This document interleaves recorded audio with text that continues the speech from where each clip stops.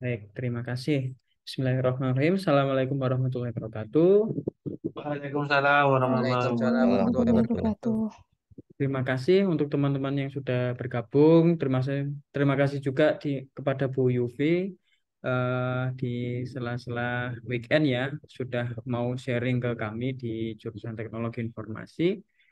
Baik, sebelum dimulai mungkin ada informasi yang ingin saya sampaikan untuk mahasiswa. Yang pertama adalah mahasiswa diharapkan on cam ya teman-teman, diharapkan ya. Yang diwajibkan adalah 10 menit pertama dan 10 menit terakhir ya. Jadi kelas dibuka dan kelasnya ditutup. Jadi ini sudah masuk di 10 menit pertama. Jadi mohon teman-teman untuk bisa on cam dulu. Untuk apa? Untuk agar kita screenshot ya teman-teman. Kita screenshot setiap halamannya. Nanti kita unggah sebagai laporan di halaman website Praktisi Mengajar. Jadi di 10 menit pertama saja Anda diwajibkan untuk on cam ya. Terus yang kedua, sambil menunggu teman-teman yang on cam, eh, saya perbaiki untuk presensi ya teman-teman. Jadi minggu yang lalu e-learning kita sempat di maintenance, jadi saya tidak bisa menambahkan presensi di sini. Jadi presensi minggu pertama kemarin mohon diulangi ya teman-teman. Di sini ada presensi minggu pertama yang Sabtu yang lalu ya teman-teman. Silakan diisi. Ini saya sudah set periodenya jam 1 sampai jam 3 ya. Jam 3. Nanti setelah jam 3 silakan teman-teman rapel ya, dalam tanda kutip rapel langsung minggu kedua ya. Langsung minggu minggu kedua jam 3 sampai jam 5 sore periodenya. Jadi saya ulangi kembali, karena Google Form kemarin tidak bisa diekspor dan tidak bisa dilaporkan ke website Praktisi Mengajar. Jadi dan saya baru bisa setting presensinya minggu ini. Jadi teman-teman mohon kesediaannya untuk mengisi presensi langsung 2 minggu ya teman-teman ya. Langsung 2 minggu. Di minggu pertama yang kemarin itu di minggu yang satu ini jam 1 sampai jam 3. Lalu lanjut teman-teman langsung saja presensi di jam 3 sampai jam 7. Nanti kami akan ekspor presensi dari teman-teman untuk kami laporkan pula di website Praktisi Mengajar dan sebagai kegiatan salah satu kegiatan MBKM kalian seperti itu. Itu saja mungkin eh, informasinya. Oke, untuk halaman pertama sudah on cam. Mohon izin saya screenshot ya. 1, 2, 3. Oke. Halaman kedua ini juga sudah on cam. 1, 2, 3. Oke. Halaman ketiga juga sudah on cam. 1, 2, 3 ya. Halaman keempat masih kosong. Nggak apa-apa. Kelihatan namanya saja. 1, 2, 3. Ya. Halaman kelima kosong juga. Nggak apa-apa. 1, 2.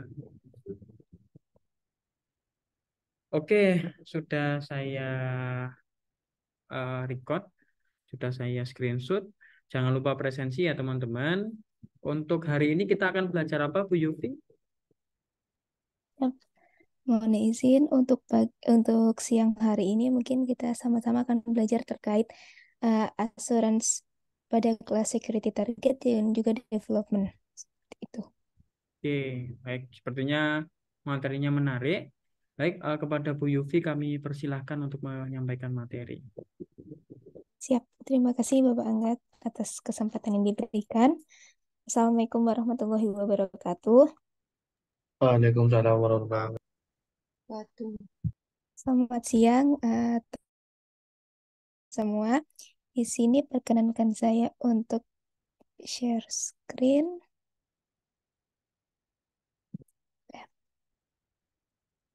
Untuk siang hari ini kita sama-sama akan belajar, bukan sama-sama belajar, mungkin sama-sama sharing terkait pengelolaan pengujian perangkat lunak berdasarkan Common Evaluation Methodology pada EL2, khususnya untuk kelas ASE dan ADV.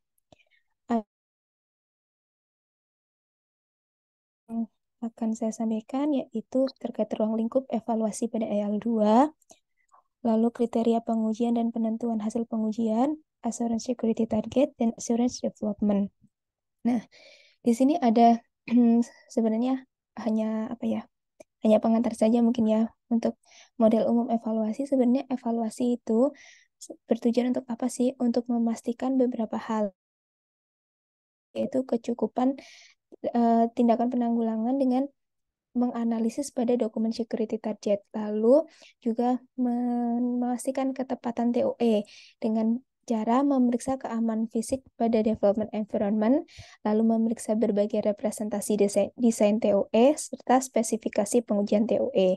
Dan yang ketiga, ketepatan lingkungan operasional. Nah, di sini lingkungan operasional itu tidak dilakukan evaluasi, namun diasumsikan pengimplementasian untuk lingkungan operasional itu tepat serta memenuhi tujuan keamanan. Sebenarnya hal-hal ini dilakukan untuk apa? Yang pastinya adalah untuk melindungi aset yang kita miliki.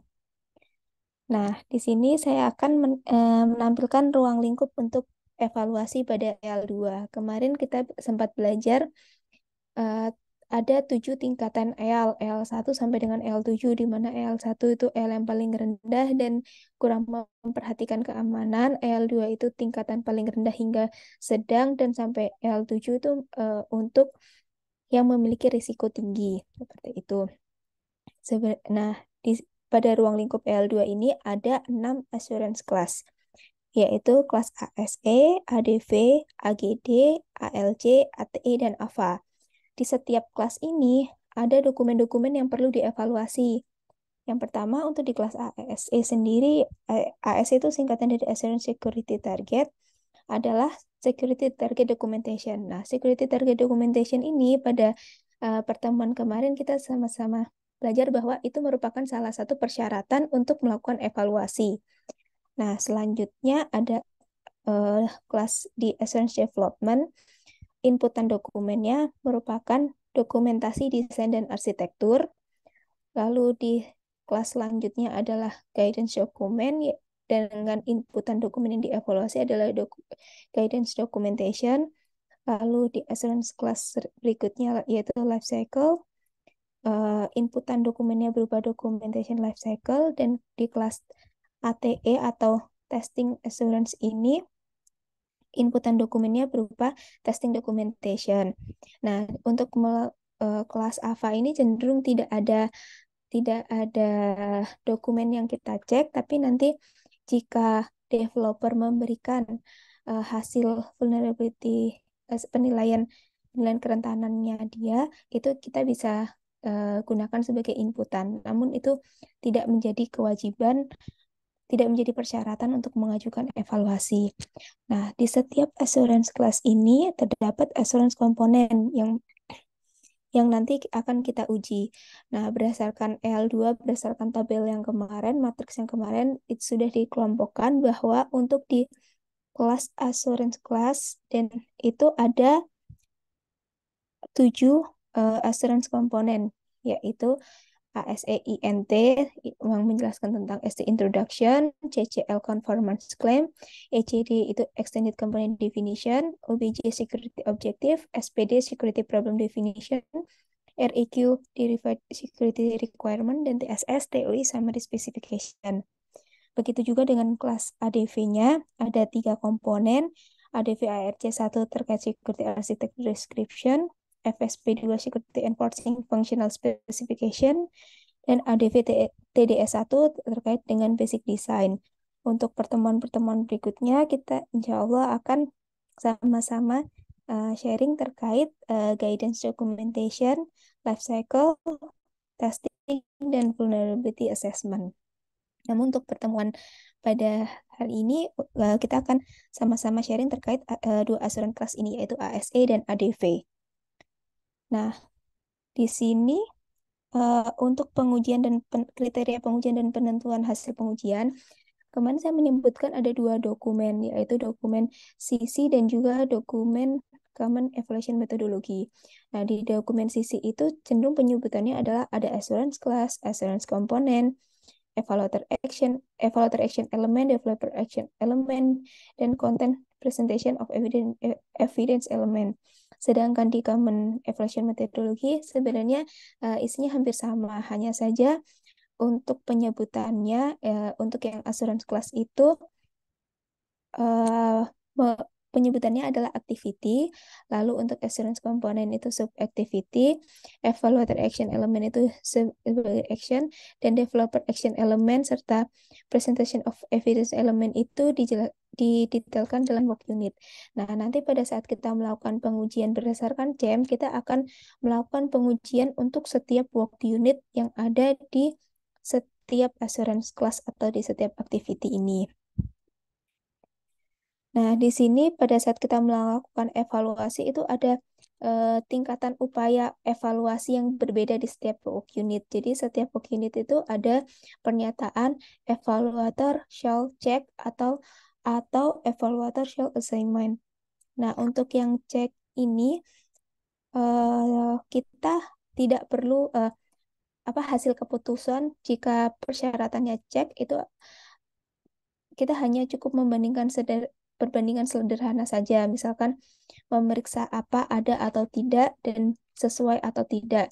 Jadi di sini tidak membutuhkan keahlian evaluator serta tidak ada analisis yang lebih dalam, hanya mengecek ada atau tidak, sesuai atau tidak. Sedangkan yang satunya yaitu untuk menghasilkan putusan melalui analisis menggunakan keahlian evaluator. Di sini pernyataan yang menggunakan kata kerja ini itu mengidentifikasi apa yang dianalisis dan sifat-sifat yang dianalisis. Jadi nanti pada saat di lembar kerja pengujian hasil pengujiannya itu cenderung dijelaskan misalkan keterkaitannya, apa yang sifat-sifatnya bagaimana, kecenderungannya seperti apa, seperti itu.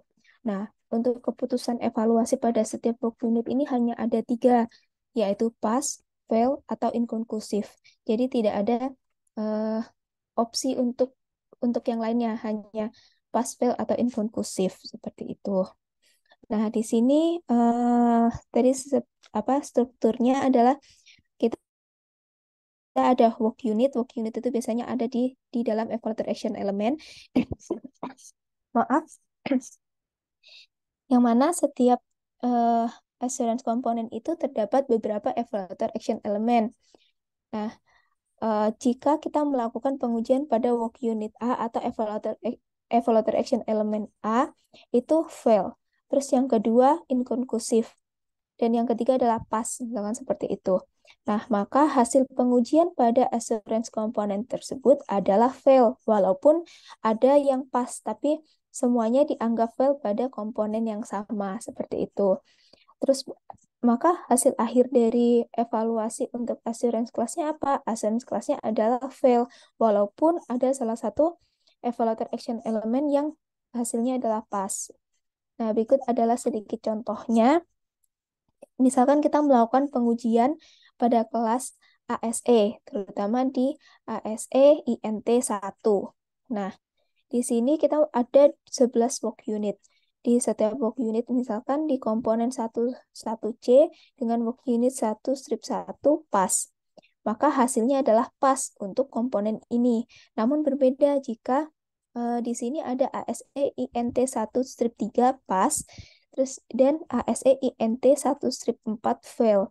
Nah, maka hasil dari assurance komponen pada ASE INT 13C adalah fail, walaupun ada satu yang pas, tapi ada salah satu yang fail, maka dia akan fail. Nah, setelah itu, maka apa hasil pengujian pada assurance class ASE atau ASE INT 1? Nah, di sini ada pas, fail, pas. Berarti karena ada satu saja yang fail, maka hasilnya adalah fail. Itu. Selanjutnya, di sini saya akan menyampaikan terkait assurance security target. Kemarin kita sama-sama mempelajari ada definisi terkait security target berdasarkan Perban 15. Sebenarnya apa sih security target itu? Security target merupakan dokumen persyaratan fungsi keamanan yang terdapat pada TOE sesuai dengan tingkat jaminan keamanan yang ingin dicapai dalam sertifikasi TOE yang ditentukan. Nah, di dalam dokumen security target ini ada beberapa hal yang harus termuat dalam dokumen tersebut dan nantinya akan kita evaluasi seperti itu. Yang pertama, bagian pertama adalah ST integration. Di sini nanti kita akan mengujinya pada family komponennya ASEINT. Pada ST Introduction ini bertujuan untuk memberikan gambaran terkait TOE, mencakup TOE Reference, TOE Overview, TOE Description, dan deskripsi ketiganya itu konsisten satu sama lain. Di sini ada 8 komponen sebagai berikut.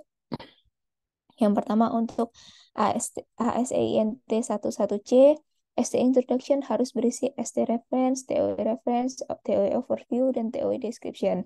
Mungkin untuk mempermudahnya, saya langsung memberikan salah satu contoh dokumen ST-nya ya. Nah, ini ada salah satu dokumen ST yang saya download dari Common Kriteria Portal, di mana untuk produk ini telah tersertifikasi EAL2 dan sudah dipublish. Jadi saya menggunakan contoh dokumen yang sudah dipublish dan dapat dibuka untuk umum seperti itu. Nah, kita kan tadi coba melakukan pengujian pada kelas ST Introduction atau ASE INT 1. Nah, di sini ada ASE INT 11C, ST Introduction shall contain blah blah blah dan sebagainya. Nah, di sini ini yang disebut dengan work unit, yaitu ASE INT 11, di mana evaluator harus mencek ST Introduction berisi ST Reference, TOE Overview, dan TOE Description. Nah, karena kita di sini hanya cek, jadi kita hanya memastikan saja ada atau tidak ST Reference, TOE Overview, dan TOE Description. Jadi kita lihat, nah di sini ada Security Target Introduction. Kita lihat di sini ada ST Reference. Oh, ST Reference-nya itu berisikan apa? Nanti teman-teman apabila ingin membuat dokumentasi terkait ST juga bisa merujuk, bisa dijadikan contoh lah ini gitu. Di dalam Security Target itu ternyata berisi judulnya, versi, dan tanggal rilis dari dokumen Security Target itu. Jadi dari sini kita bisa mengetahui informasi bahwa security targetnya adalah UTEC 256 SKI token versi 256 dan UTEC 256 SKI Cyber System versi 9.78 with 504 with secret key infrastructure security target versi 1.0 yang mana tanggal rilisnya adalah 27 November 2021. Nah, berarti karena ini cek berarti pada dokumen security target untuk produk X ini telah memiliki ST reference dengan identitas sebagai berikut. Seperti itu nanti hasil evaluasinya. Lalu kita cek lagi TOE reference. TOE reference-nya ini berisi nama TOE dan versinya. Di sini ada TOE name-nya UTEC 256 SKI token versi 2.5. Lalu di sini juga developernya menjelaskan TOE initial, TOE name dan version, TOE initialnya apa. Karena ini kan tadi ada dua TOE ya. UTEC token versi 256 dan UTEC SKI Cyber System yang ini dengan secret key infrastructure. Nah, selanjutnya kita cek juga TOE overview. TOE overview-nya ada atau tidak? Ternyata di sini menjelaskannya sebagai product overview. Di sini pada dokumen ST telah menjelaskan terkait product overview-nya si TOE ini. Mungkin kita bisa memberikan penjelasan sedikit tentang overview dari TOE ini serta TOE description-nya. TOE description-nya ada di mana gitu. Nanti kita berikan penjelasan di sini TOE description ada physical dan logical component yang include in the evaluation. Nah, nanti kita bisa memberikan sedikit penjelasan karena kita di sini hanya melakukan cek. Nah, terus selanjutnya contohnya ini. Evaluator shall examine ST reference to difference that it uniquely identify the ST. Nah, kita harus mengidentifikasi bahwa kita harus menguji bahwa ST referensinya itu diidentifikasi secara unik gitu. Nah, kita kembali lagi ke atas. Apakah dia diidentifikasi secara unik? oh ternyata iya. Kenapa diidentifikasi secara unik? Karena dia memberikan versi sampai dengan tanggal rilisnya dia kapan, seperti itu. Terus apabila memungkinkan, teman-teman dapat mengeceknya juga dengan TOE-nya. Jadi tidak hanya kalau untuk di ST mungkin konsistensi saja eh, di bagian-bagian berikutnya. Tapi kalau misalkan yang untuk INT 1-3 ini, untuk TOE reference, maka bisa melihat juga, mengecek juga konsistensi TOE-nya yang tertulis di dokumen security target dan juga di identitas TOE yang biasanya kita bisa melihat identitas TOE dari properties dan lain sebagainya seperti itu. Kurang lebih untuk di ASE introduction seperti itu. Lalu hmm, di sini di bagian ASE introduction ini harus mengidentifikasi hardware, software, firmware, non-TOE yang diperlukan oleh TOE, lalu mendeskripsikan physical scope dan juga logical scope. Nah, untuk logical scope ini cenderung kaitannya nanti pada fungsi keamanan yang diterapkan pada TOE tersebut. Untuk yang selanjutnya, jadi security target ini harus memberikan informasi terkait conformance claim. Dan nanti evaluator juga harus menguji kesesuaian conformance claim-nya ini. Sebenarnya conformance claim ini bertujuan untuk menentukan keabsahan klaim kesesuaian dan menetapkan bagaimana ST melakukan kesesuaian terhadap PP, kesesuaian terhadap sisi part 2, part 3, baik yang extended ataupun yang tidak, dan alasan yang mendukung klaim kesesuaian terhadap PP yang diklaim. Nah, kita lihat contohnya di sini untuk klaim kesesuaian. Nah, dokumen ST itu harus pasti memiliki informasi terkait conformance claim. Di sini dia menyatakan bahwa conformance dengan sisi versi 3.1 bagian 2, terus bagian 3, terus package-nya conformance package-nya dengan EL2, terus apakah dia conformance terhadap protection profile? Tidak ada seperti itu. Nah, jika tidak ada conformance claim terhadap PP, maka nanti di pengujiannya bisa kita tuliskan sebagai not applicable dan dianggapnya sebagai pass. Ini contohnya untuk contoh work unitnya.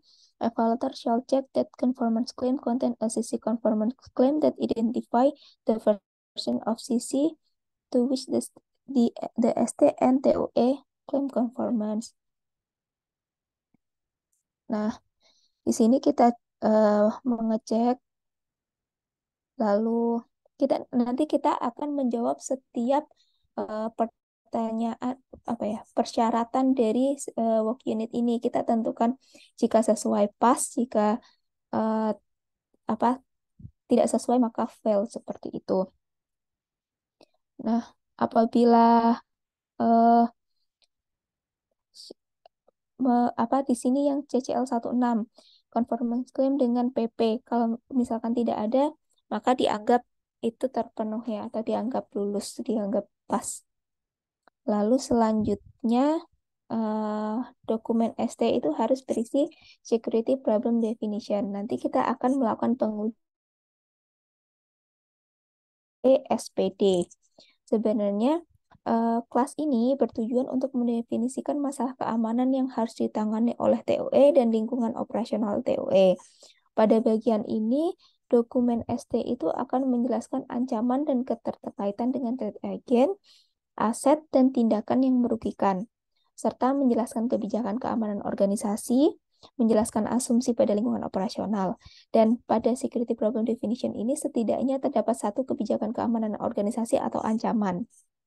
Nah, jadi di dalam dokumen security target yang untuk bagian security problem definition itu ada 3 ini yang nanti akan kita bahas untuk menentukan tujuan keamanan. Apa saja itu, yaitu ancaman, kebijakan keamanan organisasi, dan asumsi. Jadi akan dilakukan identifikasi terhadap tindakan merugikan yang dilakukan oleh trade agent terhadap aset. Aset di sini adalah aset yang dimiliki oleh TOE. Nah, ancaman ini, jadi TOE kita itu, ancaman yang dituliskan dalam ST ini adalah ancaman yang dapat diatasi oleh TOE, lingkungan ataupun lingkungan operasional atau kombinasi antara lingkungan operasional dan TOE kita. Sedangkan kebijakan keamanan organisasi itu merupakan seperangkat aturan atau prosedur yang diberlakukan oleh suatu organisasi pada operasional untuk melindungi data sensitif. Jadi, jika didukung oleh kebijakan organisasi untuk mendukung keamanan terhadap implementasi TOE kita, serta asumsi. Asumsi itu cenderung untuk mengasumsikan lingkungan operasional untuk menyediakan fungsional keamanan. Jadi diasumsikan TOE kita dioperasionalkan oleh pihak yang bertanggung jawab, terus dapat mengoperasionalkan TOE seperti itu. Lalu misalkan diasumsikan lingkungan fisiknya untuk mengimplementasikan TOE kita, untuk mengaplikasikan TOE kita itu telah lingkungan fisiknya memadai seperti itu. Untuk contohnya, nah di sini di bagian TOE Security Problem Definition asumsinya ada dua, yaitu asumsi user dan asumsi idle. Nah, nah di contohnya usernya user yang terpercaya. Lalu untuk yang idle-nya TOE environment harus dilindungi selama idle seperti itu. Lalu untuk ancamannya di sini pada security target ini mengidentifikasi ada 3 ancaman, yaitu data yang mana an authorized person may successfully access the user protected data. Lalu audit an authorized person or authorized user may intentional or unintentionally perform malicious action malicious action such as username or password melalui brute force attack. Lalu session hijack seperti itu. Nah, apakah ada kebijakan keamanan organisasinya? Ternyata di sini ada payroll yang mana hanya authorized user yang memiliki akses terhadap TOE dan juga lingkungan TOE seperti itu.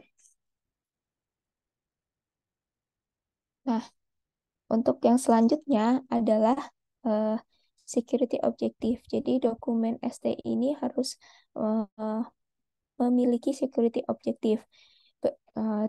Security objective ini bertujuan untuk menentukan apakah tujuan keamanan secara memadai dan lengkap untuk menjawab definisi masalah keamanan dan permasalahan keamanan TOE dan lingkungan operasionalnya. Itu didefinisikan dengan jelas. Jadi apa saja sih yang ada di dalam security objective ini? Penjelasan terkait tujuan keamanan. Terus menelusuri atau mengecek kembali bahwa tujuan keamanan terhadap dia sudah menjawab seluruh definisi permasalahan keamanan. Terus menunjukkan bahwa semua ancaman dapat diatasi, menunjukkan bahwa semua kebijakan keamanan organisasi terpenuhi, lalu menunjukkan bahwa semua asumsi didukung dan diterapkan oleh tujuan keamanan lingkungan operasional. Nah, untuk gambarannya tadi kan kita ada bagian security problem definition, ada ancaman, kebijakan keamanan organisasi, dan asumsi. Nah, security objective ini ada dua, yaitu security objective untuk TOE dan IT environment-nya. Nah, untuk TOE ini dia cenderung untuk menjawab security problem definition yang berasal dari ancaman dan kebijakan keamanan organisasi. Sedangkan IT environment ini, security objective untuk IT environment ini dapat menjawab ancaman, kebijakan keamanan organisasi, dan asumsi. Yang mana security objective untuk TOE ini nantinya akan menjadi dasar kita untuk menentukan security functional requirement atau SFR. Nah, untuk contohnya di sini, nah ini ada 2 security objective untuk TOE dan security objective untuk operational environment. Di mana ada 2 security objective untuk TOE, yaitu OData. Di sini, TOE shall ensure that only authorized person can access the user protected data. Dan audit. TOE shall record security event generated by TOE and prevent the system lock from being tampered. kita coba lihat di dokumen CEM-nya, yaitu di kelas ASE OBJ. Nah, di kelas ASE OBJ ini, dia meminta evaluator seharusnya mengecek pernyataan security objective, mendefinisikan security objective for operational environment. Untuk yang OBJ 1, di sini ada tidak? Oh, dia ada dua, yaitu OE user dan OE idle, seperti itu. Lalu untuk yang dua ASE OBJ 2 strip 1, dia minta kita mengecek untuk memastikan bahwa ada security objective yang mendefinisikan security objective untuk TOE dan juga operational environment. Nah, di sini ada karena kita L2, jadi kita menggunakan ASE OBJ titik 2 seperti itu. Sesuai dengan ruang lingkup evaluasi pada L2 yang pada slide awal tadi. Nah, selanjutnya apa? Di sini selanjutnya evaluator harus mengecek apakah security objective rationally trace all security objective for the TOE back to threat counter by objective. Nah, di sini biasanya pasti kita akan ada security objective rationale, di mana untuk memastikan bahwa security objective untuk TOE dan lingkungan operasionalnya itu sudah memenuhi atau menjawab seluruh security problem definition yang kita definisikan tadi. Tadi kan ada 3 ancaman, terus ada 2 asumsi, dan juga ada kebijakan keamanan organisasi. Nah, ini kita jawab apakah security objective ini dapat menjawab, apa memiliki keterkaitan dengan SPD-nya atau tidak, seperti itu. Nah, ini biasanya disampaikan dalam security objective rationale mapping. Seperti itu. Lalu selanjutnya di dalam dokumen security target itu juga terdapat penjelasan atau informasi terkait extended component. Nah, pada bagian ini bertujuan untuk menentukan apakah terdapat extended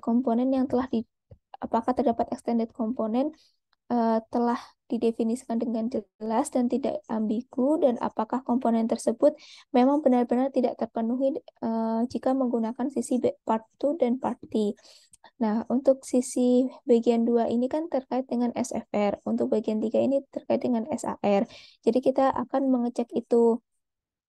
Contohnya di sini. Nah, di sini ternyata dia memberikan penjelasan tidak ada tambahan XFR dan juga tidak ada tambahan SAR.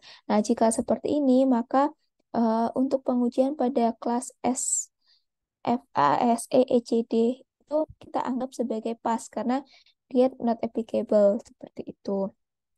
Namun jika ada, maka dia mungkin akan menjelaskan bahwa misalkan ada tambahan pada FIA, pada kelas FIA nanti akan ada FIA extended berapa, seperti itu. Terus dia gunanya untuk apa mungkin akan dijelaskan pada bagian ini. Tapi jika tidak ada, langsung saja dapat dituliskan seperti tadi. Lalu selanjutnya pada dokumen ST itu harus memuat informasi terkait security requirement. Nah, kita mengujinya pada assurance ASE REQ.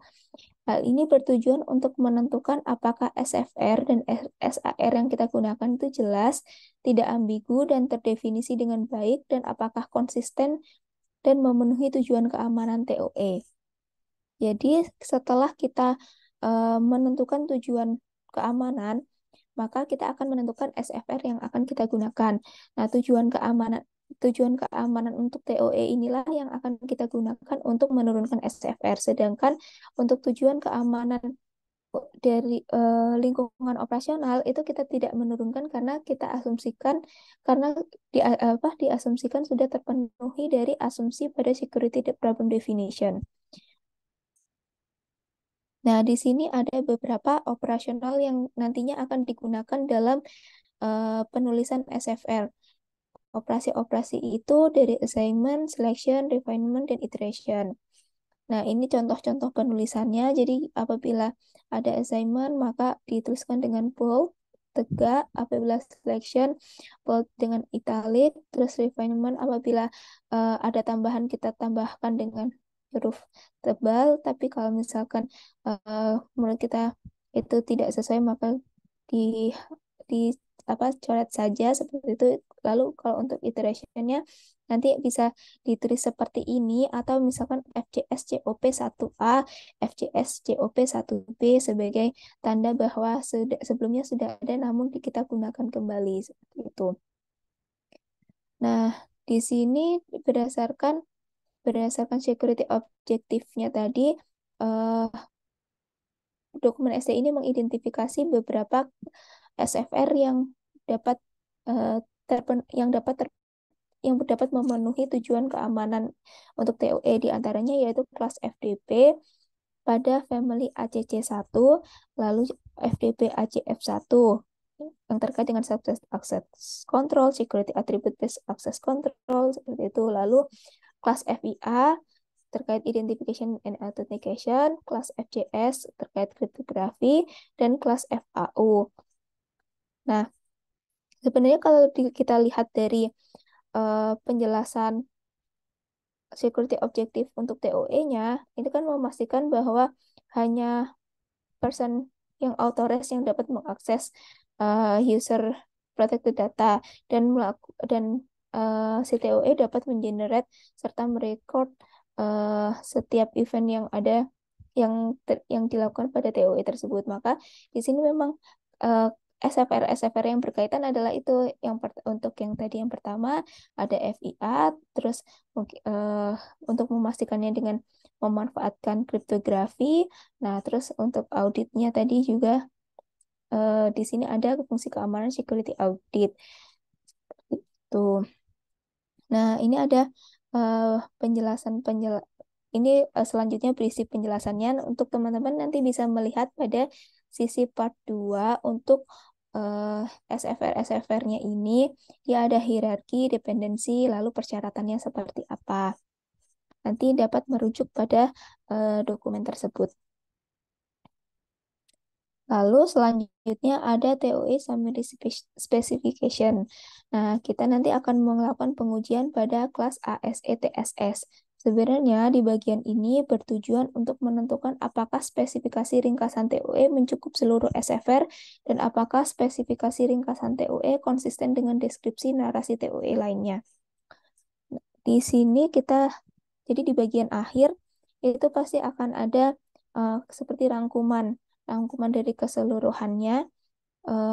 Sebenarnya si TOE ini memiliki functional requirement apa dan bagaimana dia memenuhinya dan dia relevan dengan SFR apa saja. Nah, kita nanti akan memeriksa pertama kalau misalkan instruksinya hanya cek, berarti kita memastikan ada berapa SFR yang digunakan. Nah, tapi kalau misalkan instruksinya adalah examine, maka di sini nanti kita akan menganalisis apakah dia konsisten, apakah dia benar-benar memenuhi security objektif itu dengan SFR ini. Nanti itu ada kita menganalisis dari bagian ini seperti itu. Nah, untuk yang di bagian ASE requirement tadi, kita juga perlu menuliskan SAR yang kita klaim, karena kita klaimnya adalah ruang lingkup untuk EL2 yang tadi sesuai bagian dari conformance claim-nya, maka kita menuliskan ruang lingkup untuk EL2 saja. Maaf. Nah, ini ruang lingkup untuk EL2 saja. Tapi kalau misalkan nanti teman-teman mengklaimnya untuk ruang lingkup EL3 ke atas, maka nanti dapat disesuaikan sesuai dengan sisi bagian 3. Nanti di situ sudah ada tabelnya untuk EL1 sampai dengan EL7. Nah, namun jika tadi kita menggunakan extended component, misalkan extendednya pada SAR-nya, misalkan di sini seharusnya untuk ATE-nya ATE Fund 1, tapi yang kita gunakan adalah ATE Fund 2. Kan ATE Fund 2 itu bukan untuk EL2. Nah, itu maka kita bisa menuliskannya juga di sini extended ATE Fund 2 seperti itu. Baik, kurang lebih itu yang harus ada dalam dokumen security target dan bagaimana kita mengevaluasinya. Mungkin dari penyampaian untuk awal sampai saat ini, apakah ada hal yang ingin ditanyakan atau didiskusikan?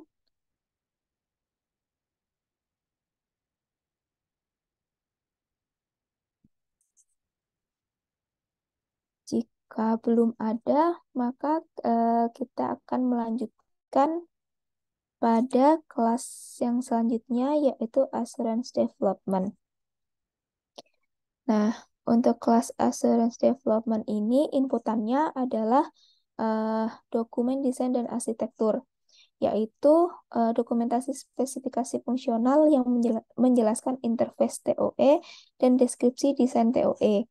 Nah, deskripsi desain TOE itu mencakup arsitektur TOE dan cara kerjanya untuk menjalankan fungsi yang terkait dengan SFR yang diklaim. Sebenarnya untuk di bagian di dokumen ini itu berkaitan erat dengan dokumen ST tadi. Karena kan, nah di sini kita bisa lihat di dokumen ST ada security problem definition, security objective, serta SFR. Nah, pada kelas ADV ini nanti akan ada security policy model, ada functional specification, design, implementation, representation. Nah, nanti dari kelas ADV ini maka kan akan menjadi sebuah TOE. Nah, kita akan mengevaluasi TOE-nya itu pada kelas ATE dan ALPHA. Seperti itu. Nah, di sini mungkin ada beberapa istilah yang apa ya? Mungkin biar kita sama-sama paham di awal, yaitu istilah-istilah ini yang akan sering digunakan nanti pada kelas ADV, yaitu terkait SFR enforcing, SFR supporting, SFR non-interfering, dan non-TSF. SFR ini kan seperti kita ketahui sebelumnya, SFR merupakan singkatan dari Security Functional Requirement. Ada 11 kelas seperti itu. Nah, SFR enforcing itu merupakan bagian dari produk yang secara langsung menerapkan fungsi keamanan. Jadi jika pada dokumen ST itu memiliki SFR FIA UID 1, berarti dia merupakan SFR enforcing seperti itu. Lalu juga ada SFR supporting, yaitu bagian dari produk yang tidak menerapkan fungsi keamanan, tetapi digunakan oleh fungsi keamanan atau digunakan oleh SFR enforcing untuk mendukung SFR enforcing. Lalu juga ada SFR non-interfering, yaitu bagian dari produk yang tidak menerapkan fungsi keamanan, namun berada dalam batas TOE, dan oleh karena itu tidak dapat mempengaruhi perilaku fungsi keamanan. Dan oleh karena itu dapat mempengaruhi perilaku fungsi keamanan. Dan yang keempat adalah non-TSF. TSF itu merupakan TOE Security Function. Nah, bagian produk ini yang disebut dengan non-TSF itu merupakan bagian produk yang tidak menerapkan fungsi keamanan dan berada di luar batas TOE. Jadi memang sudah bukan bagian dari TOE yang kita evaluasi. Nah, di assurance development ini ada beberapa bagian yang harus yang harus tercakup dan yang harus kita uji. Yang pertama yaitu security arsitektur. Kita mengujinya pada Assurance Family ADV ARC. Sebenarnya pada bagian ini bertujuan untuk menentukan apakah TOE disusun sedemikian sehingga tidak dapat dilakukan tampering dan bypass, dan apakah TOE menyediakan domain keamanan. Nah, pada bagian ini itu akan menjelaskan konsistensi arsitektur terhadap desain SFR enforcing. Lalu menjelaskan bagaimana proses inisialisasi TSF yang aman, menjelaskan bagaimana TOE melindungi diri dari gangguan melalui domain keamanan. Nah, di sini misalkan pada kasus yang tadi ada, pada contoh TOE yang tadi adalah, kan tadi contoh TOE-nya merupakan file encryption ya. Nah, ada pengaturan terkait pengguna, ada admin dan juga ada klien seperti itu. Lalu pada domain implementasinya, apakah ada pengaturan untuk keamanan domain di domain implementasinya itu, apakah ada beberapa tingkat seperti itu. Lalu yang terakhir adalah menjelaskan bagaimana pencegahan bypass terhadap enforcing. Nah, di sini memberikan penjelasan bagaimana agar SFR enforcing kita itu tidak di bypass oleh attacker seperti itu. Nanti mekanismenya entah itu kita membuat strict coding atau bagaimana gitu. Itu perlu dijelaskan di bagian ini. Nah, yang bagian selanjutnya adalah functional specification atau nanti kita akan melakukan pengujiannya pada kelas ADV FSP. Nah, pada bagian ini bertujuan untuk mengetahui apakah developer telah memberikan gambaran tentang tujuan, metode, parameter, SFR enforcing, dan error message yang terjadi pada interface TOE. Di sini contohnya apabila kita ada kelas FIA atau identifikasi dan autentikasi. Penjelasan yang contoh informasi yang tercakup dalam dokumen ADV ini adalah pengguna TOE memberikan data autentikasi ke TOE untuk menegaskan identitas dan peran mereka sebelum diberikan akses ke fungsi atau interface TOE apapun. TOE menyediakan fungsi autentikasi berbasis ID atau password. Password yang dimasukkan ditutupi atau menggunakan tanda bintang atau sebagainya untuk menjaga pengungkapan di layar, dan jika terjadi kegagalan autentikasi, alasan kegagalan akan diberikan. Jadi misalkan nanti ada autentikasi gagal, itu nanti akan biasanya kan ada error message-nya. Nah, itu juga perlu disampaikan di dokumen development ini. Seperti itu. Nanti di di kelas ini itu kita akan mengecek apakah developer ini memberikan informasi terkait hal tersebut, sudah apakah TOE memiliki desain seperti itu atau tidak. Lalu kita memastikan apakah ada error message-nya atau tidak, apakah ada interface yang mendukung SFR enforcing namun tidak tertuliskan dalam dokumen atau belum, atau ada SFR enforcing tapi yang tidak tercakup dalam dokumentasi untuk development ini, seperti itu. Dan yang bagian terakhir adalah TOE design. Nanti kita akan melakukan pengujiannya pada kelas ADV TDS. Nah, untuk di bagian ini kita itu memiliki untuk kelas pada bagian dokumentasi ini itu bertujuan untuk menentukan apakah desain yang disusun itu lengkap dan akurat terhadap semua persyaratan fungsional keamanan. Nah, dari sini memang memiliki kaitan yang erat antara setiap dokumen tadi, antara dokumen ST, ADV, nanti juga ada AGD, ALC, ATE, dan semuanya itu saling berkaitan seperti itu.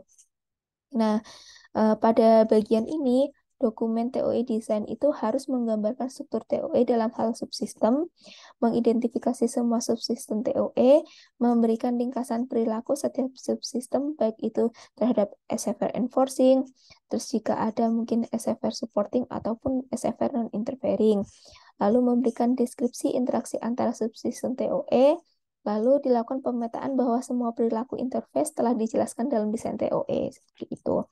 Mungkin ini ada contohnya, misalkan dalam proses audit, perannya siapa, pengguna, lalu ada yang akan kita gunakan di sini kan TOE-nya, lalu output-nya apa.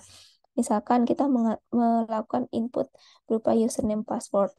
Nah, di TOE-nya interface-nya kan form login. Nah, pada saat kita melakukan input username password, maka di dalam TOE kan akan melakukan proses autentikasi login. Nah, outputnya dia akan tercatat nih, udah tercatat pada log audit. Nah, hasil dari autentikasi itu juga akan tercatat di log audit, seperti itu. Jadi memang desain serta development kita pada saat melakukan aplikasi itu juga nantinya akan dicek dan dipastikan bahwa TOE itu beroperasional seperti itu. Jadi itulah tahapan-tahapan dan juga hal-hal yang harus ada dan terpenuhi untuk memastikan assurance security target dan juga assurance development. Dari mungkin itu yang dapat saya sampaikan. Dari penjelasan tadi, apakah ada pertanyaan dari teman-teman sebelum kita mungkin ada sedikit quiz atau yang lainnya?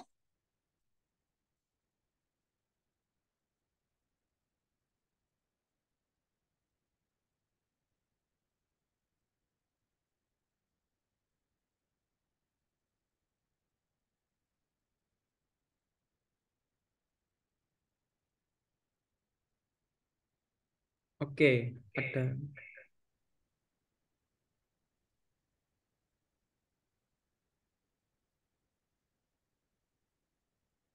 Mungkin ada yang ditanyakan, Rek, sebelum kuis ya.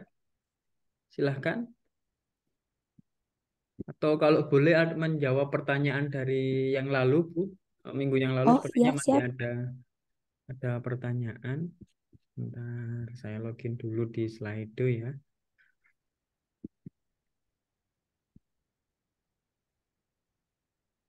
Oke, saya mohon izin share screen ya, Bu. Oh ya, silakan. Oke, terima kasih. Kemarin kayaknya masih ada beberapa pertanyaan yang sudah masuk tapi belum sempat dijawab karena waktunya sudah habis.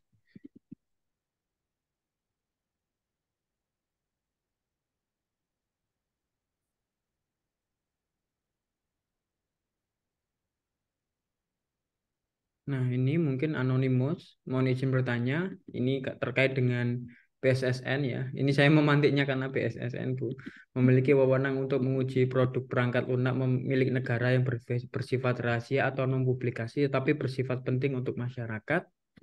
Mungkin ini dulu, Bu, monggo, silakan Oh, ditanggapi. siap. Dan izin menjawab. Terima kasih atas pertanyaannya.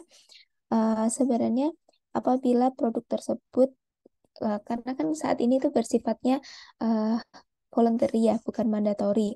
Jadi itu sebenarnya uh, tidak ada keharusan untuk melakukan pengujian perangkat lunak dan harus memiliki sertifikasi keamanan. Tetapi jika dari pihak tersebut memang bermaksud untuk mengajukan, nah kita memiliki kewenangan tersebut. Jadi berdasarkan apa ya? Berdasarkan kesadaran dari sponsor developer ataupun penggunanya. Eh, jadi di sini bukan hanya sponsor atau developernya saja yang bisa mengajukan, tapi kalau misalkan pengguna memiliki apa memiliki persyaratan kepada developer tersebut, oke, saya beli produk Anda, saya akan menggunakan produk Anda asalkan uh, sudah memiliki sertifikat keamanan. Nah, seperti itu. Itu bisa dilakukan atau bisa dilakukan pengujian ataupun sertifikasi kepada BSSN seperti itu. Jadi Baik, kalau untuk kewenangannya ada dilakukan oleh pusat sertifikasi dan kebijakannya diatur oleh Direktorat Kebijakan Teknologi. oke, siap. Kan itu Siap. tadi responnya ya. Sebenarnya kewenangannya ada, aturannya juga ada dari Direktorat Kebijakan Teknologi. Mungkin satu lagi, Bu, yang ini yang anonimus ini sama yang ini sebenarnya sama, Bu. Kenapa sih kok website-website milik pemerintah itu sering terjadi kebocoran data gitu loh? Apakah tidak diujikan ke PSSN atau seperti apa ini? Mungkin keresahan mahasiswa ini kayaknya, Bu. Ya, dan itu menjadi keresahan kita bersama Iya, sepertinya. heeh. Karena cenderungnya pada website-website itu, terutama yang di pemerintah daerah, itu kan sering sekali terjadi web replacement seperti itu. Nah, itu cenderungnya adalah mereka dari instansi dari pemerintah daerah itu, misalkan eh, tidak apa ya menggunakan pihak ketiga untuk penyediaan aplikasinya.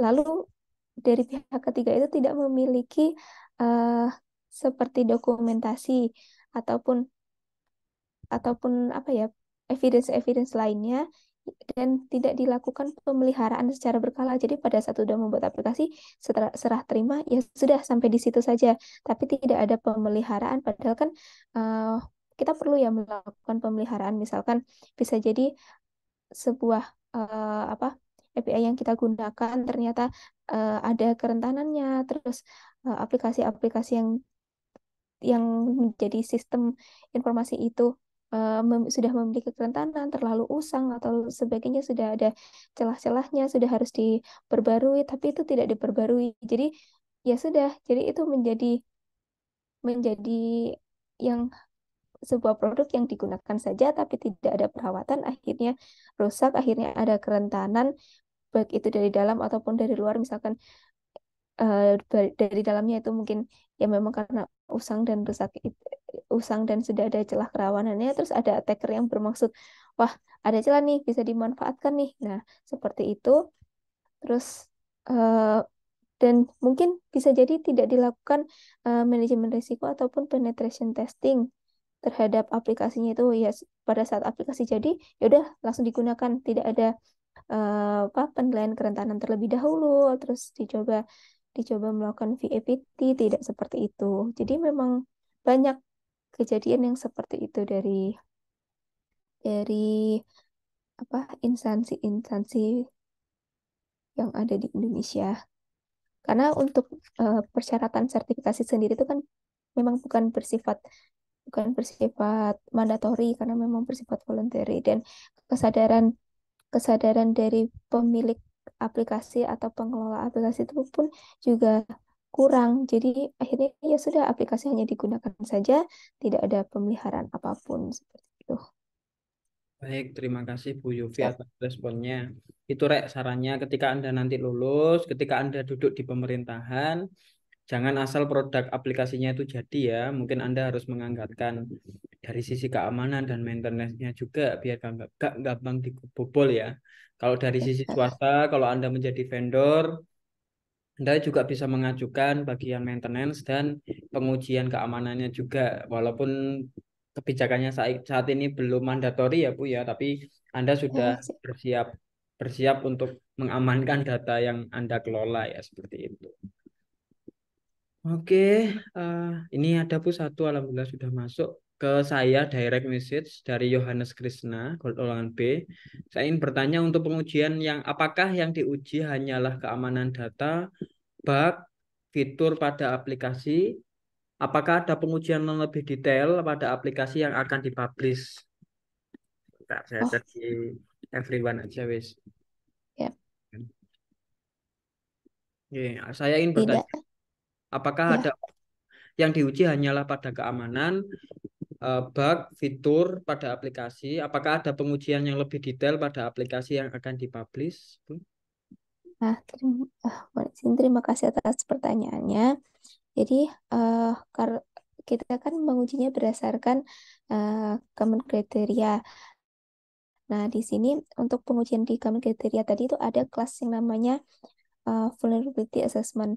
Nah, di kelas vulnerability assessment ini, di kelas VA ini, nanti kita akan ada menghitung potensial attack. Jadi kita melakukan seperti eh, studi literatur terlebih dahulu dari dari aplikasi yang kita hasilkan, dan fungsi-fungsi keamanan. Dan tadi kan kita mengidentifikasi tujuan keamanan, security problem definition-nya. Nah, itu dari security problem definition dan tujuan keamanannya itu kita melakukan literatur, apakah apakah ada atau tidak potensi-potensi kerentanannya. Jadi di kelas tersebut kita akan melakukan seperti apa ya, penetration testing, tapi ini yang bukan secara apa ya, yang memang kita harus melakukan itu untuk pengujian seperti itu. Lalu untuk apakah yang diuji hanyalah keamanan data, sebenarnya bukan hanya keamanan datanya saja, tapi ya karena mungkin fokusnya di sini aplikasi apa ya, aplikasi itu cenderung memberikan data dan juga informasi, menyimpan asetnya itu kan berupa data. Jadi yang menjadi fokus adalah pengamanan data. Kalau misalkan untuk pengamanan personilnya atau pengamanan prosesnya itu tuh bukan di luar ruang lingkup dari pengujian produk TI berdasarkan common kriteria ini. Tapi untuk pengamanan sistem manajemennya itu kita dapat menerapkan standar-standar nasional nasional Indonesia yang terkait sistem manajemen. Lalu untuk personil juga menerapkan standar-standar eh, standar nasional Indonesia yang terkait dengan keamanan personil seperti itu. Apakah terjawab atau mungkin ada yang ingin ditanyakan kembali? Oke, tadi yang menanyakan adalah golongan B, Yohanes Krishna. Apakah masih ada pertanyaan? Silahkan. Atau yang lain juga monggo ditulis saja langsung di chat ya Rek ya. Jangan di private message ke saya.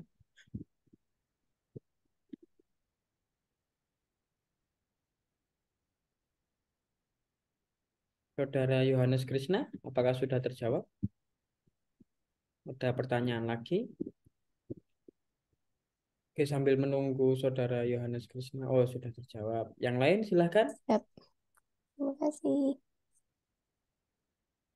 Atau mungkin jika belum ada pertanyaan dan terkait assurance security target dan juga developmentnya sudah cukup cukup terjawab semua dan cukup dipahami, mungkin bisa sembari kuis, Pak. Nanti mungkin juga akan Ya, dibahas silakan Bu. kuisnya. Ya, Oh ya, silakan. siap. Jadi teman-teman, monggo bisa di share screen Bu kodenya. Siap. Sebelum lanjut ke materi selanjutnya, silahkan dipersiapkan kembali ke laptop masing-masing ya. Kalau menggunakan HP juga boleh. Silahkan buka pakai Quizzes atau pakai Kahoot Bu? Rencananya menggunakan kuisis sebentar. Ya, silahkan ya. Apakah sudah tertampil? Oke, sudah tampil teman-teman. Ya, sudah tampil. Silahkan teman-teman, silahkan dibuka eh, alamat tersebut. Silahkan di enter code-nya ya 790 600 ya. 790 600 ya.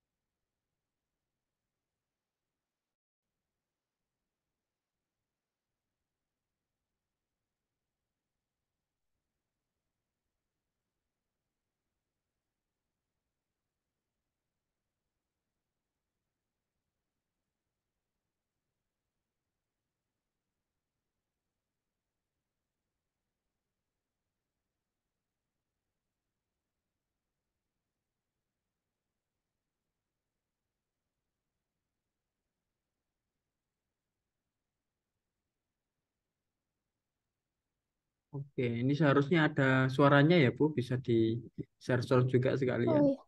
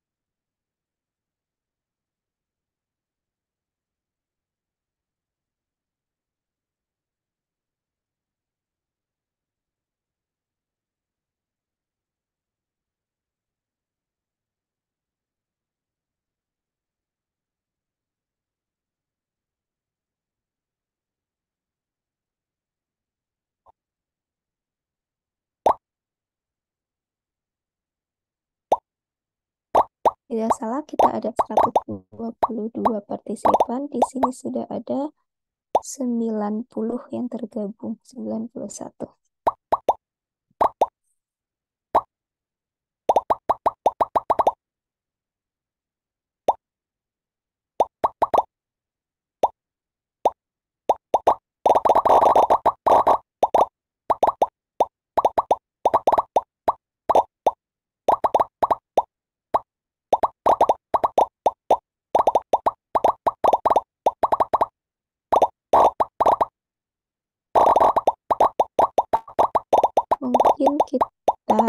sampai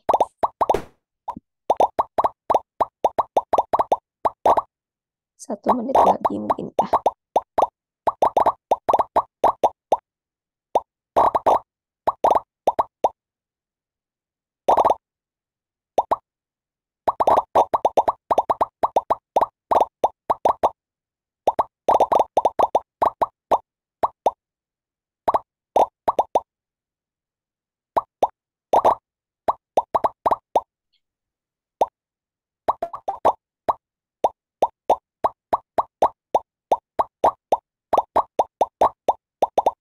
Nanti di pukul 14.19 mungkin kita bisa memulai kuisnya.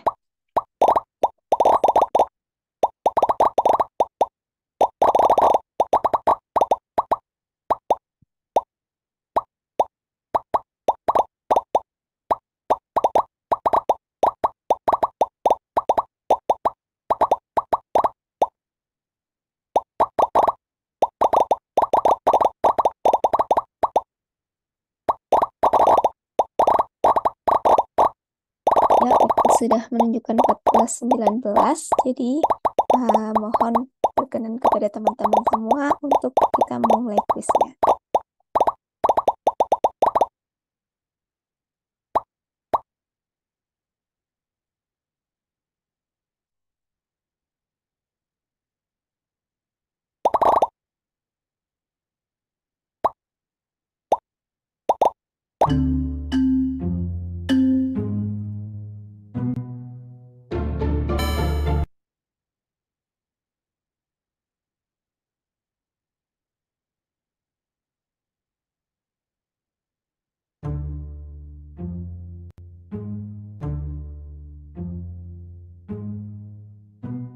Sudah.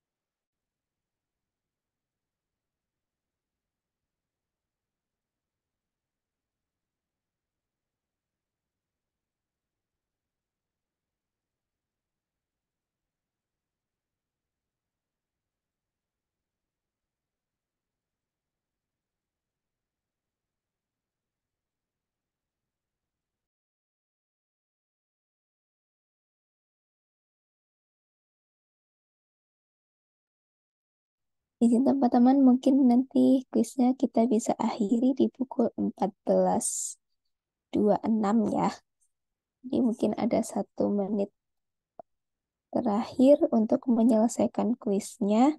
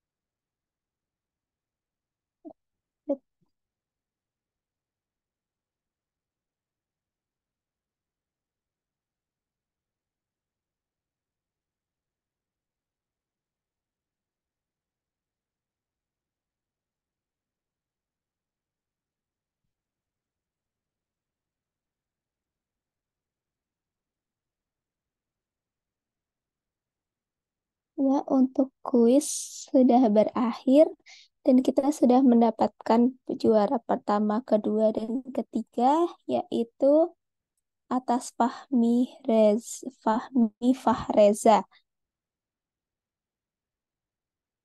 Mungkin nanti saya ucapkan selamat kepada Mas Fahmi Fahreza. Mungkin nanti bisa bisa menghubungi saya untuk mendapatkan sedikit apresiasi. Mungkin teman-teman di sini kita akan membahas sedikit ya dari apa soal kuis tadi. Mungkin soal kuis tadi sebagai apa ya, rangkuman dari yang kita pelajari pada hari ini. Bentar,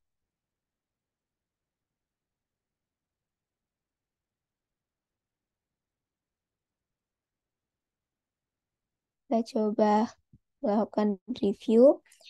Nah, di pertanyaan pertama, berapa jumlah assurance class berdasarkan Common Evaluation Methodology? Di sini ada 82 orang yang menjawab benar, yaitu jawabannya adalah 6. Apa saja assurance class-nya? Yaitu tadi pada kelas ASE, ADV, AGD, ALC, ATE, dan AVA. Seperti itu. Lalu kalau 7 ini EL-nya ya, bukan assurance class-nya. Selanjutnya, di sini titik-titik merupakan upaya evaluasi yang mana hasil atau keputusan evaluasi perlu analisis dan keahlian evaluator. Nah, seperti yang tadi disampaikan, upayanya ada 2, examine dan juga cek. Tapi yang memerlukan analisis adalah examine, sedangkan cek itu kita tidak memerlukan hasil analisis yang mendalam karena kita hanya melakukan perbandingan secara sederhana.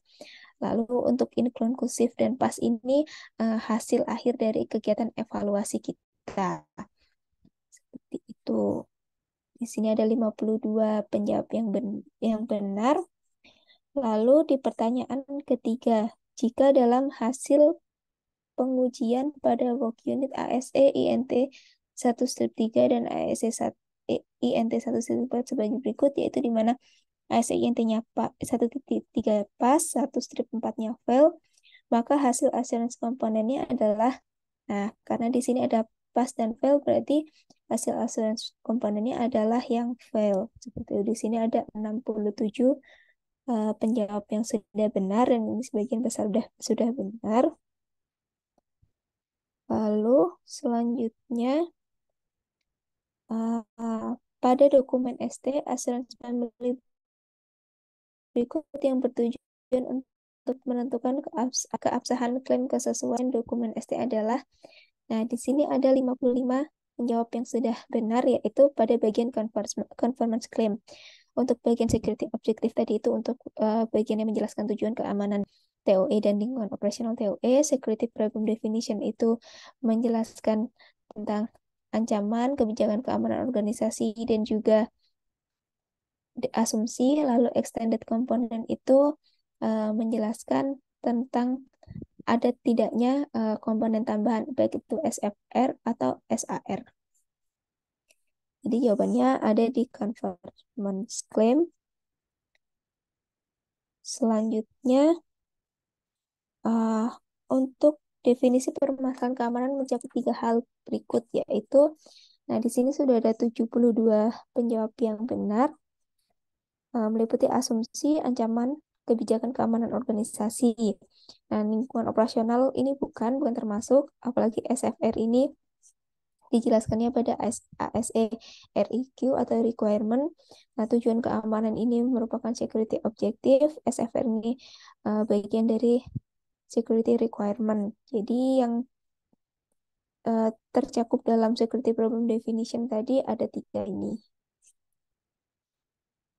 Lalu pertanyaan selanjutnya, jika suatu dokumen ST terdapat kelas, family, ataupun komponen tambahan yang tidak tercakup dalam sisi part 2 dan sisi part 3, dapat dijelaskan pada bagian, nah di sini benar dijelaskannya pada bagian extended component definition.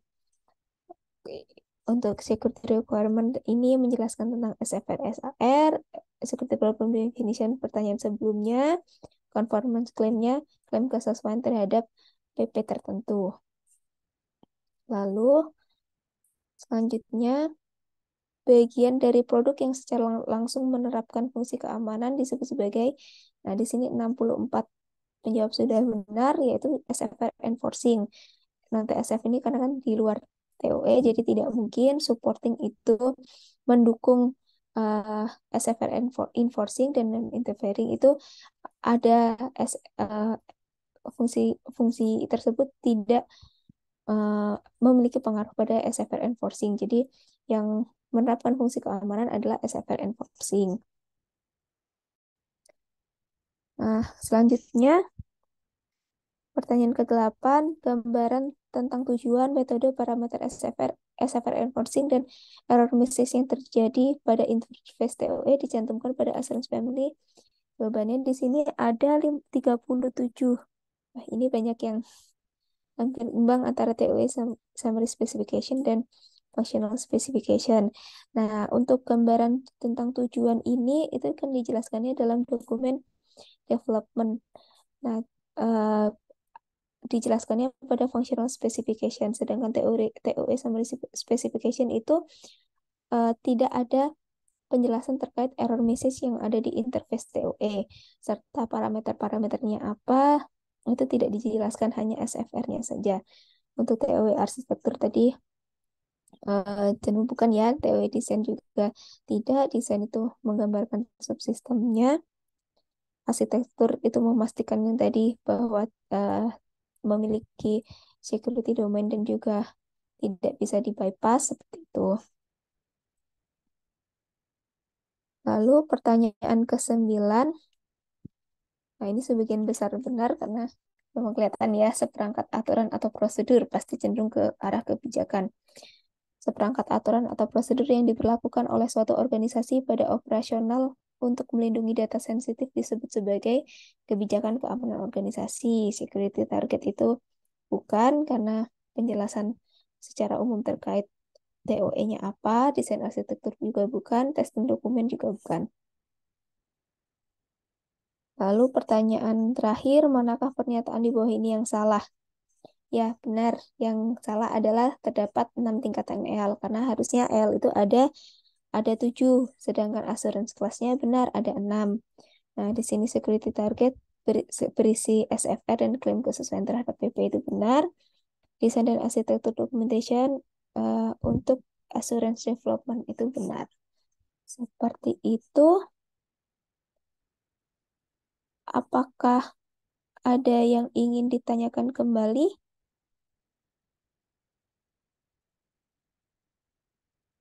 Tadi saya ucapkan selamat kepada Mas siapa tadi? Yang Fahmi Fahreza menjawab seluruhnya benar, 100% benar.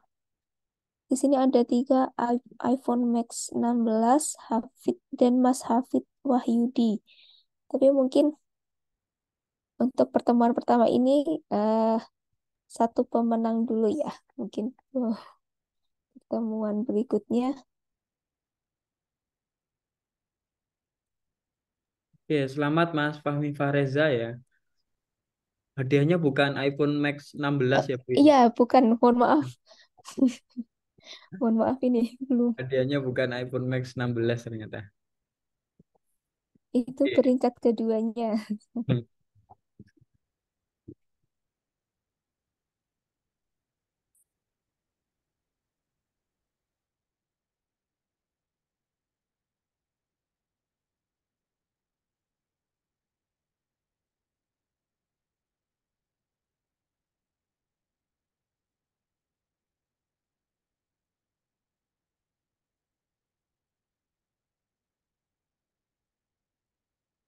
Lalu untuk teman-teman yang lain, apakah ada pertanyaan?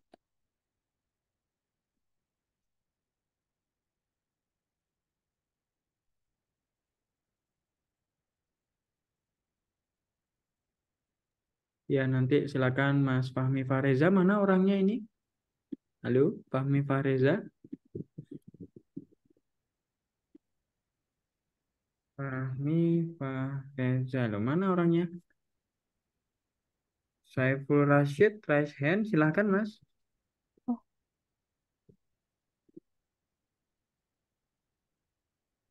Saiful Rashid.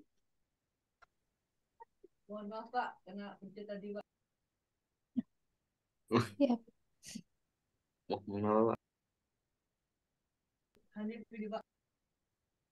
Suaranya kecil, Mas. Kenapa? Apa yang Anda sampaikan?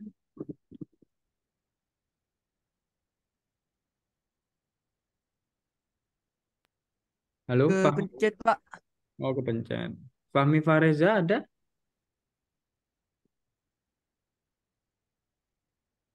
Oh, sepertinya belum respon, Ini Bu. ada gangguan. Apakah Iya, masih ada materinya, Bu? mungkin saya mau memastikan kembali ke teman-teman apabila ada teman-teman yang tertarik terhadap pengujian berdasarkan sisi, itu teman-teman bisa melakukan mengunduh dokumen ini ke metodologi for Information Technology Security Evaluation di yang bagian evaluasi metodologi. Nah, nanti penjelasannya apa saja yang perlu dievaluasi itu ada di sini, mulai dari kelas, dari seluruh kelas malah. Eh, kalau misalkan ASE. Nah, kalau kita tadi melakukan security target itu di kelas ASE, nah di sini juga ada eh, yang namanya protection profile. Nah, di sini protection profile itu juga dapat dievaluasi. Nah, dievaluasinya itu berdasarkan kelas APE seperti itu. Nah, untuk pertemuan-pertemuan selanjutnya, mungkin kita akan mempelajari tentang melanjutkan di kelas AGD, ALC, ATE, dan AFA. Jadi, jika ada teman-teman yang ingin mempelajari terlebih dahulu, itu dipersilakan dengan mengunduh dokumen ini. Nanti linknya akan saya informasikan atau dapat dilihat langsung di sisi portal. Kemudian, Di sini saya mau memastikan beberapa hal. Yang pertama, terkait tadi di ASE REQ. Di ASE REQ tadi itu untuk di bagian dokumen di bagian REQ tadi saya hanya menyampaikan bahwa hmm, memastikan bahwa ada SFR dan ada SAR. Bentar.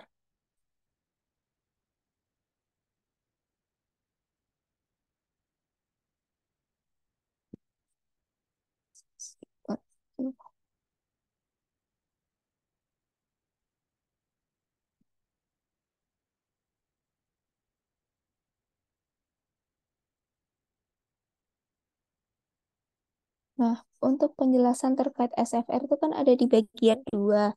Dan tadi saya menjelaskan terkait adanya operasi, eh, assignment, iteration, dan lain sebagainya. Nah, itu sebenarnya dapat dilihat di sini. Nah, misalkan ini saya contohkan di kelas FIA. Nanti teman-teman pada saat menyusun ST atau menguji ST itu bisa memperhatikan struktur yang ada di sini. Misalkan ini. Jadi ada yang namanya hierarki dan ada istilah dependensi. Pada FIA ATD1. Nah, eh, ini yang disebut sebagai operasi assignment. Nah, di sini nanti kita bisa menuliskan apa saja sih atribut keamanan yang digunakan yang ada atau yang mendukung dalam TOE kita. Itu nanti diisikan di sini. Nah, itu kita memastikan kesesuaiannya itu terus baik itu cara penulisan ataupun apakah mampu untuk menjawab tujuan keamanannya atau tidak. Nah, selanjutnya misalkan di ini cenderungnya operasi-operasi yang ada adalah assignment. Nah, lalu ada juga saya coba mencari. Nah, ini yang dependensi. Jadi kalau misalkan kita memiliki suatu SFR, SFR kita adalah di FIA UAU 1 yaitu Timing of Authentication. Maka hal yang harus dipenuhi di TOE kita yaitu TSF atau TOE Executive Function shall allow assignment-nya apa, kita nanti tuliskan di sini on behalf of the user to be performed before the authentication is authenticated. Terus FAU, FIA UAU 2-nya juga harus kita penuhi di TOE kita itu. Misalkan di sini shall require each user to be successful authenticate before allowing any other TSF immediate action on behalf on that user. Nah, di sini ada hierarki dan juga dependensi. Kalau misalkan ada kata dependensi, berarti di sini kan dia dependensi dengan FIA UID 1. Berarti SFR FIA UID 1 itu juga harus terpenuhi, juga harus ada di dalam TOE kita. Jadi memang harus harus saling berkaitan untuk ada FIA UAU 1 ini dia berdependensi dengan FIA UID 1. Jadi kita harus memiliki juga FIA UID 1 ini ya. Nah, kita nanti TOE kita harus memiliki fungsi keamanan ini dan persyaratan keamanan ini. Nah, kita nanti mengujinya itu juga harus memeriksa itu, memastikan itu apakah TOE kita itu memiliki TOE yang kita evaluasi itu memiliki dependensi terhadap SFR lain atau tidak. Keterkaitan antara SFR-nya itu eh, memang konsisten atau tidak. Jangan sampai harusnya dia dependensi tapi tidak terpenuhi dalam dokumen ST atau dalam TOE-nya memang dia tidak ada. Jangan sampai seperti itu. Jadi mungkin itu beberapa hal yang perlu dipastikan oleh evaluator. Kenapa di situ ada cek dan ada analisis seperti itu. Memang untuk menjadi evaluator nanti harapannya memang teman-teman dapat memahami SFR-SFR ini dan juga SAR. Kalau untuk melakukan pengujian tidak perlu menghafalkan seluruh CEM harus menguji ASE, REQ seperti apa, ASE, INT seperti apa tidak perlu dihafalkan karena kita nanti di apa ada lembar kerja workbooknya itu juga pasti ada penjelasan terkait work unit itu kita harus melakukan apa. Tapi yang penting adalah kita mengetahui setiap fungsi-fungsi keamanan yang digunakan di dalam eh, TOE itu. Jadi pada saat kita menganalisis kita sudah paham oh FIA itu berfungsi ini, FAU berfungsi ini, FCS berfungsi ini seperti itu. Mungkin itu yang perlu saya sampaikan kepada teman-teman. Mungkin untuk penyampaian hari ini eh baru itu yang dapat saya sampaikan. Insya Allah lanjut di pertemuan berikutnya terkait guidance dan juga life cycle. Seperti itu Bapak. Saya persilahkan. Baik, terima kasih Bu Yufi. Tadi sudah dijelaskan salah satu kriteria ya di Common Kriteria secara detail oleh beliau. Minggu depan akan ada di guidance kriteria, guidance Bu ya. Iya, siap. Oke, karena materinya sudah selesai, mohon untuk bisa on cam lagi teman-teman untuk bisa didokumentasikan ya. Di halaman pertama sudah hampir penuh ya. Ada yang di dalam base juga ini. Oh, mohon maaf karena mengganggu waktu perjalanannya. Ya, nggak apa-apa Bu. Mungkin kalau hari Senin sampai Jumat kan Bu Yufi sibuk ya, penuh ya karena dengan tugas utamanya beliau.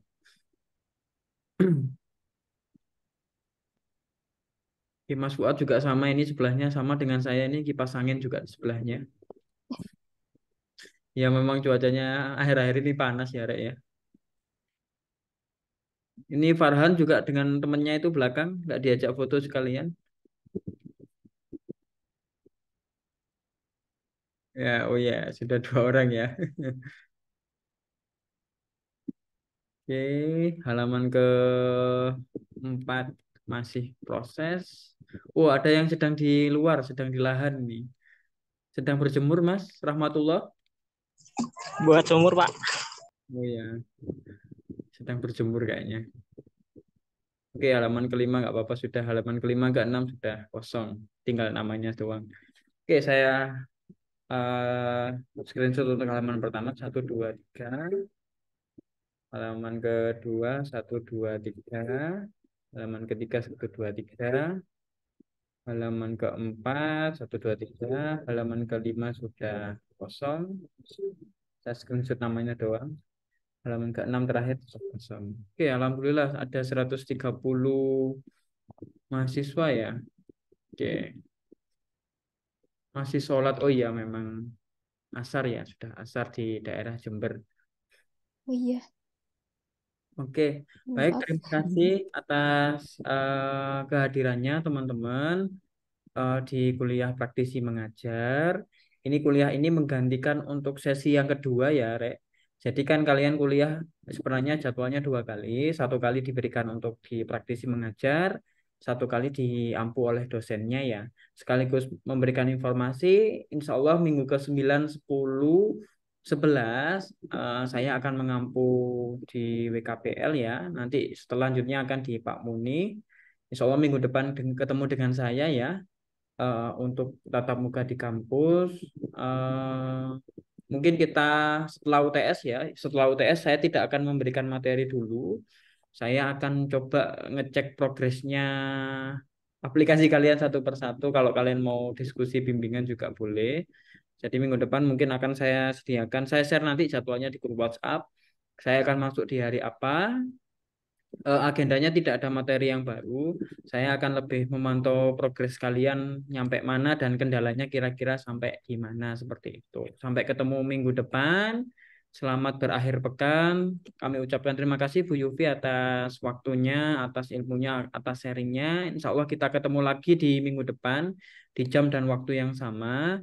Jangan lupa ya teman-teman, absen di e-learning ya. Untuk jam 1 sampai jam 3 adalah absen yang kemarin, mengulangi absen yang kemarin, jam 3 sampai jam 5, absen untuk minggu hari ini ya. Nanti akan saya ekspor dan saya kirim ke Bu Yufi nanti. untuk laporan. Baik, terima kasih atas kehadirannya. Kurang lebihnya kami mohon maaf. Assalamualaikum warahmatullahi wabarakatuh.